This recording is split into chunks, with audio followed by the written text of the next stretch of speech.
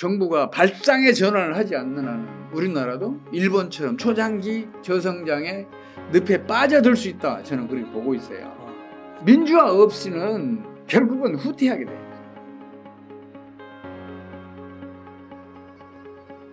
중국 경제가 불안한 상황 속에서 미국과의 갈등, 요거는 현재 좀 어떤 상태라고 보시나요? 저는 그게 미국 책임도 있지만 중국 책임이 훨씬 크다고 봐요. 중국이 중국몽을 내세워서 1대1로 사업을 추진했지. 네. 또한 이제 장차 세계 경제 패권을 미국으로부터 빼앗아오겠다고 또 중국 위안화를 국제 기축통화로 만들겠다고 여러 노력을 기울였잖아요. 너무 드러내놓고. 그럼요. 러시아도 끌어들이고 사우디도 끌어들이고 브라질도 끌어들이고 이제 그러고 있잖아요. 네. 미국으로서는 경계하지 않을 수가 없잖아요. 그렇죠. 미국은 달러가 기축통화니까 그 혜택을 엄청 받고 있잖아요. 달러 찍는 돈은 안 들어요, 비용이. 근데 달러를 인수해서 외국에서 피땀 물려서 그 생산한 재화들을 거의 공짜나 다름없이 지금 자기네들 수입해서 쓰고 있잖아요. 네. 그 기축통화의 지위를 미국이 그걸 뺏기려고 그러겠어요? 그렇죠. 그 과정에서 이제 중국의 이제 환율 방어 정책, 또 무역 보호 정책 이런 것들을 문제 삼아서 또 거기다 국방이라는 미명하에 반도체 또 뭐 배터리 뭐 이런 그 첨단 산업들이 이제 미국 국방에 위험을 줄 수도 있다 그래서 강력하게 차단하고 그러잖아요. 네. 그런 일을 이제 미국이 이제 하고 있는데 이거는 중국에 더 큰 피해를 주겠지만 미국도 피해를 받지 않을 수 없어요. 이거는 이제 경제학적으로 설명하려면 길어요. 그냥 제가 그냥 간단히 말씀드릴게요. 네. 리카도가 비교 우위라는 것을 네. 증명해내요. 네. 두 나라가 서로 절대적인 우위에 있는 재화를 상대적인 우위에 있는 재화만 생산하는 걸로 이렇게 바꾸면, 그러니까 서로 교역을 하면, 간단히 말씀드려서 서로 교역을 하면 비교 우위가 발생을 하고, 비교 우위가 발생하면 양국의 생산성이 배가 된다. 네. 그래서 양국이 서로 이익이다. 이걸 이제 구체적인 수치로 증명을 해놨어요. 그게 이제 비교 우위의 효과라 그러는데, 그 비교 우위의 효과가 지금은 미국과 중국의 분쟁으로 이게 역효과로 바뀐 거예요. 반대 방향으로 작동을 하는 거죠. 네. 그러니까 양국의 생산성을 떨어뜨리고 있는 거죠. 그래서 세계 경제의 생산성이 그 바람에 지금 낮아지고 있어요. 그래서 세계 경제가 전반적으로 그 타격을 좀 입고 있어요.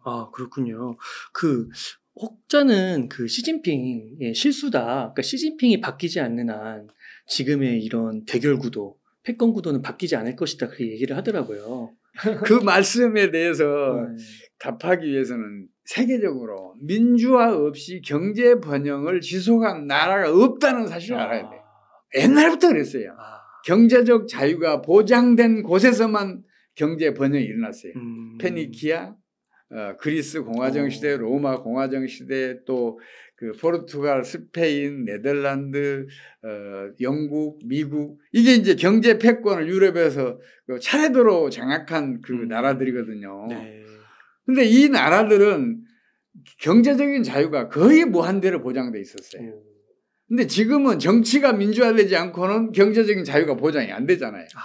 그래서 민주화 없이 경제 번영을 지속한 나라는 없어요. 우리나라보다 훨씬 앞서서 경제 발전을 일으켰던 필리핀, 파키스탄, 미얀마, 이집트 등등의 이런 나라들이 지금 우리나라 국민소득의 반토막 10분의 1밖에 안 되는 나라도 있잖아요. 미얀마 같은 경우에는 10분의 1도 안 돼요. 민주화 없이는 경제 번영은 지속되지 않을 뿐만 아니라 결국은 후퇴하게 돼요. 독재 체제이더라도 민주화가 진행되면 이게 경제가 번영을 누려요. 그리고 민주 체제이더라도 독재가 진행되면 경기가 후퇴해요. 이제 경제학에서는 이런 게 이제 한계 혁명이라고 하는데, 그러니까 총량이나 평균치보다 미분치가 더 중요하다는 얘기죠. 그래서 이게 민주화도 그 미분치가 중요해요. 민주화가 얼마나 진척되느냐, 민주화 정도가 어느 정도냐가 아니라 민주화가 어느 정도로 빠르게 진행되느냐, 이게 중요하다는 얘기죠.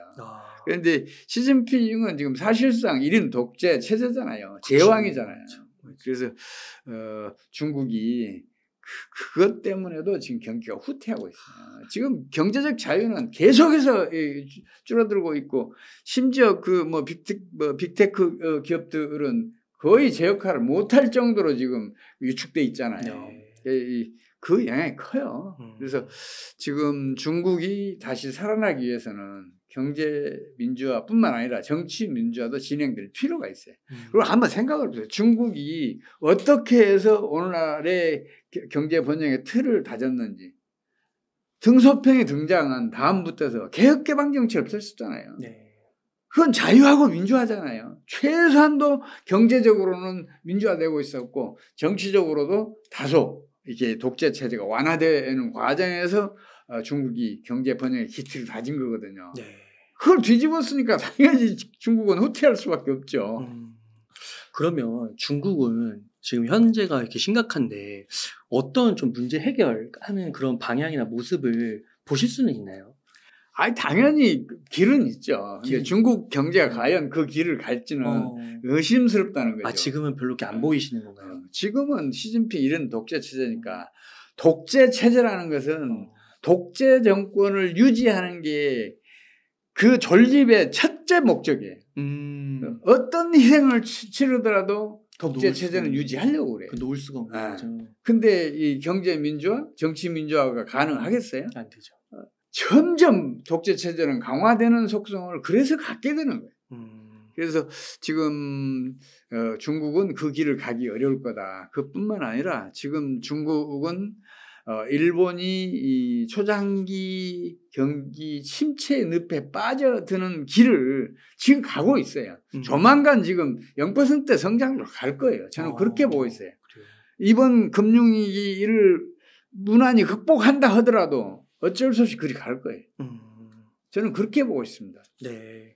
그러면 중국은 이러한 문제들을 해결하기 위해 좀 어떤 대책을 좀 마련하고 있고 실제로 기여가 되고 있는지 궁금합니다. 중국이 발표하는 성장률은 되게 높아요. 1분기 4.5%, 2분기 6.3%거든요. 경기 후퇴라는 게 무색해요. 청년 실업률이 21.3%까지 갈 이유가 없거든요. 경기가 상승하는데 왜 고용이 줄어요? 이 정도면은 그렇게 높을 리가 없는데. 그 통계는 조작됐을 가능성이 아주 높아요. 오히려 통계 조작을 통한 구두 정책이었다. 이렇게 이해할 필요가 있을 거예요. 이게 무슨 얘기냐면 경제라는 것은 자기 실현성이 아주 높습니다. 그래서 기업이든 국민이든 모두가 경기가 상승한다고 믿잖아요. 그럼 소비도 늘리고 생산도 늘리고 고용도 늘리고 그런단 말이에요. 투자도 늘리고. 그럼 경기는 살아나죠. 이게 구두 정책의 힘이에요. 구두 정책을 통해서 경기가 살아난다고 막 계속 강조를 하면 살아나는 것처럼 보이는 수가 있어요. 그러면 그런 일이 벌어져요. 경기는 상승해요. 중국도 그 판단으로 성장률을 그렇게 조작해서 발표했을 거예요. 그리고 성장률이 실제로 상승을 하면 이제 이미 조작한 성장률들을 이제 좀 조정을 했을 거예요.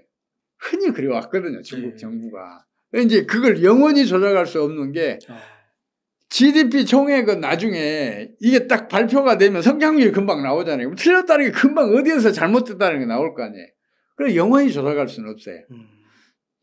도중에 반드시 보정을 해야 돼요. 그게 보정을 할 생각이었는데 경기가 오히려 지금 안 좋아지고 있으니까 지금 중국이 어쩔 줄 모르고 있는 것 같아요. 그래서 중국이 기본적인 경제 지표들조차도 앞으로는 발표하지 않겠다. 이렇게 하고 있는 것 같아요. 숨기는 거죠. 이게 이런 구두 정책이 진짜 위험한 게 뭐냐면 구두 정책이 바라는 대로 경기가 상승을 하면 이거 효과가 있어요. 근데 만약에 효과가 없이 경기가 다시 하강하게 되잖아요. 그 기대를 키워놓은 만큼 실망감은 더 커져요. 그래서 국민과 기업의 실망감이 커지면 아무리 효과적인 정책, 뛰어난 정책을 펼치더라도 국민과 기업이 안 믿으면 전혀 힘을 발휘를 못해요. 효과가 안 나타나. 약간 양치기 소년 같은. 예, 그럼요. 그런 일이 벌어진단 말이에요. 그렇구나. 그래서 지금 중국이 그런 상황인데다가 또 하나는 뭐냐면 중국이 경기가 하강하고 있잖아요. 중국이 경기가 하강하고 있어서 지금 중국의 중앙정부 재정은 물론이고 지방정부 재정도 극단적으로 악화되고 있어요. 그래서 재정 적자가 지금 눈덩이처럼 커지고 있는 걸로 보이는데 중국이 이걸 발표를 안 해요.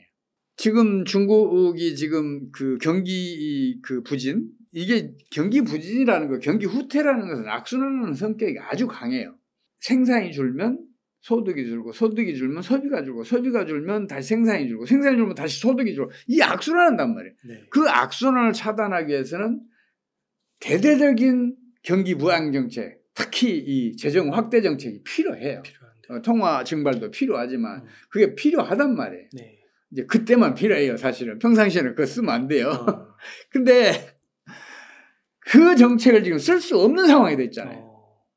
중앙정부 재정, 지방정부 재정이 워낙 악화되어 있으니까 재원을 마련할 길이 없는 거예요.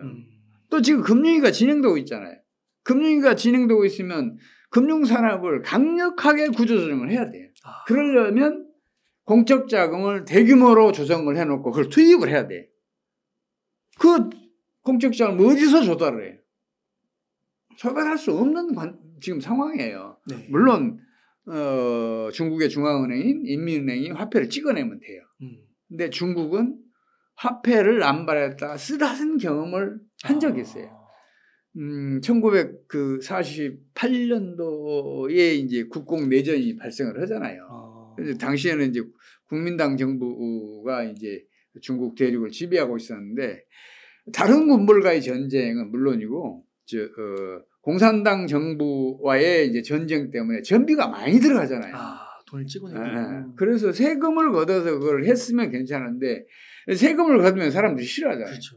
그러니까 화폐를 발행해서 손쉽게 발행을 해서 전비를 조달했던 게 물가를 폭발시켰어요. 물가가 폭발하면 민심은 당연히 위반하죠. 중국 공산당 정권이 성립하는데 이 초인플레이션이 결정적인 역할을 한단 말이에요. 민심이 이탈하니까 모든 사람이 공산당 편을 들 거 아니에요. 그렇군요. 그러면서 정권이 바뀌어요. 그래서 공산혁명이 성공하게 된단 말이에요. 근데 그걸 경험한 중국 공산당이 화폐 발행을 지금 한다? 극단적으로 꺼려할 거예요. 저는 그렇게 보고 있기 때문에 중국 경기가 진짜 지금 난처하고 심각한 상황이다. 이렇게 보고 있어요. 이번에 기준금리도 예상보다 좀 낮게 내렸다 이런 얘기가 있더라고요. 그러니까 기준금리 낮춰갖고는 신용 파괴원리 작동을 차단할 수가 없어요. 신용 파괴원리라는 것은 신용 승수배만큼 유동성을 수축시킨다는 얘기 아니에요. 그 신용 승수배만큼 유동성이 축소되는데 그걸 차단하려면 어떻게 해야 되겠어요? 본원 통화를 대규모로 공급을 해줘야 돼요. 그래야 유동성이 풍부해지면서 신용 창조 과정으로 다시 돌아설 거 아니에요. 그렇죠. 물론 그 다음에는 이제 물가 불안을 막기 위해서 이제 통화 긴축 정책을 펼쳐야 하겠지만 네. 이 신용 파괴가 작동 중이고 금리가 터질 것 같으면 통화는 일단 증발하고 봐야 돼. 네. 물가 상승은 차후에 대처할 문제란 말이에요. 근데 지금 중국은 그걸 했다가 초인플레이션이나 우리 정권 무너진다 이렇게 판단을 하고 있는 거야. 그러니까 기준금리를 뭔가 좀 내려가지고 부양은 해야 될 것 같긴 한데 너무 내리면 유동성이 너무 본원 통화를 많이 하게 되면 인플레이션으로 가니까. 기준금리를 낮추잖아요. 네. 그러면 중국의 국내 저축들이 다른 나라로 빠져나가기도 하고. 하여튼 이자율 많이 주는 데가 있는데 그렇죠. 그리 당연히 그쪽 나라에 저축을 하게 되죠. 네, 그런 문제도 있어요. 그래서 지금 함부로 내리지도 못해요. 다른 나라도 마찬가지. EU의 그 유럽 중앙은행, 영국의 그 영란은행 등등도 지금 금리를 높이려고 하고 있지 내리려고 하질 않잖아요. 네. 그러면은 소장님께서 보실 때 이런 중국 경제의 어려움이 꽤 오랫동안 지속될 거라고는 보는데 좀 세계 경제에는 어떤 영향을 미칠까 궁금합니다. 어떻게 보시는지. 그게 저는 자꾸 이제 우리나라 경제로 연결이 돼요. 네. 저는 일단 이렇게 생각해요. 중국의 금융위기는 아무리 강력하게 차단을 해도 언젠가는 이게 들불처럼 확 발화해서 이게 중국 경제에 엄청나게 큰 충격을 줄 거다. 이렇게 보고 있어요. 지금도 그 물밑에서는 진행 중이니까, 그리고 댐이 이루어지고 물이 넘치고 있으니까 댐이 무너지는 즉시 이제 중국 경제는 거의 올스톱 된다고 봐도 틀림없어요. 우리 혈관계가 멈춘 것도 똑같은 일이 벌어진단 말이에요. 네.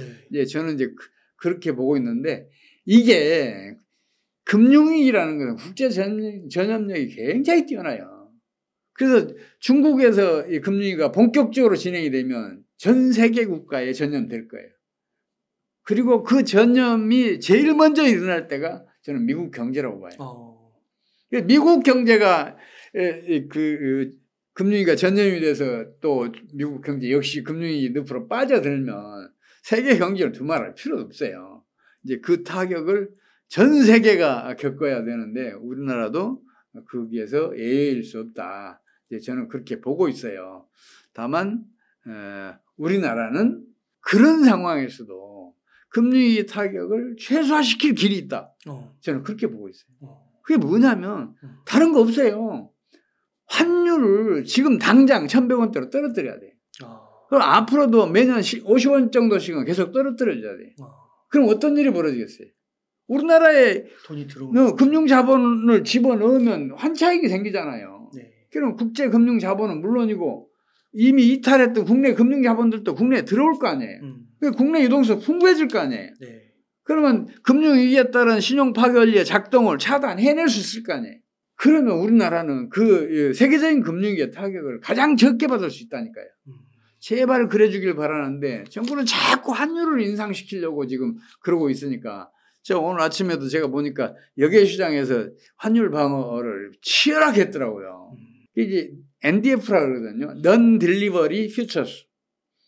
차액 결제 선물환이라는 그 용어로 이제 해석이 되는데, 이 NDF 거래로 지금 우리 정부가 지금 보고 있는 손실이 제가 봤을 때는 지금 벌써 수조 원에 이른 것 같아요. 그러니까 환율이 올라가는 걸 막는 건가요? 네, 환율이 떨어지는 걸 막기 위해서 그 짓을 한다. 떨어지는 거예요?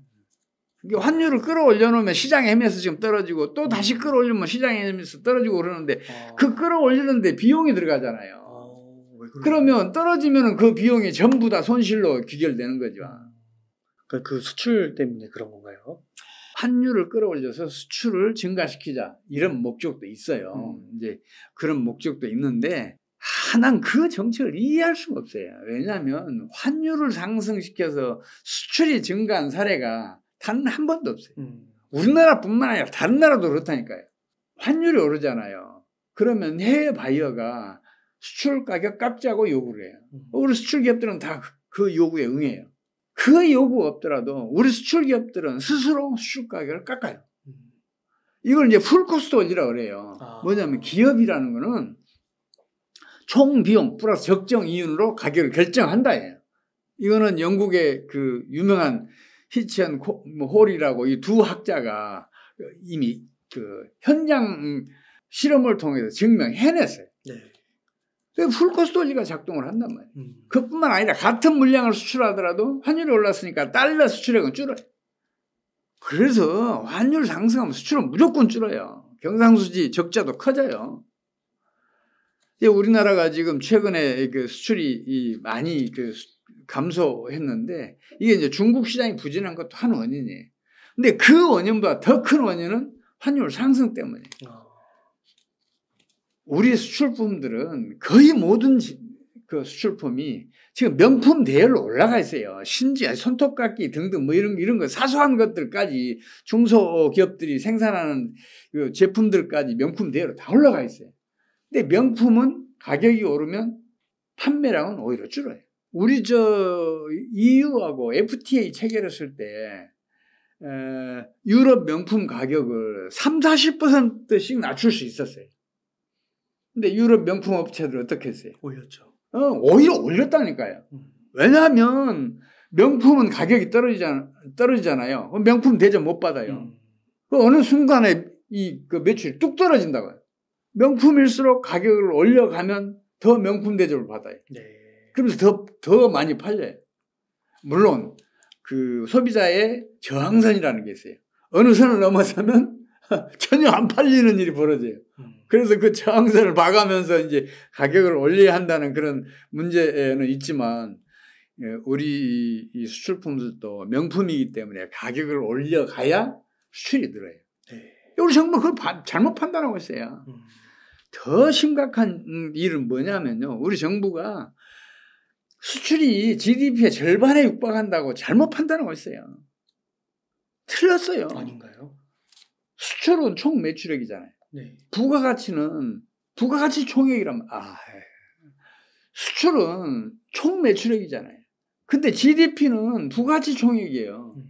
이 두 기준을 일치시켜야죠. 깡통 하나하고 드럼통 하나를 합해서 둘이라고 말하면 안 되잖아요. 무게든 부피든 기준을 일치시켜야 되잖아요. 그건 마찬가지란 말이에요.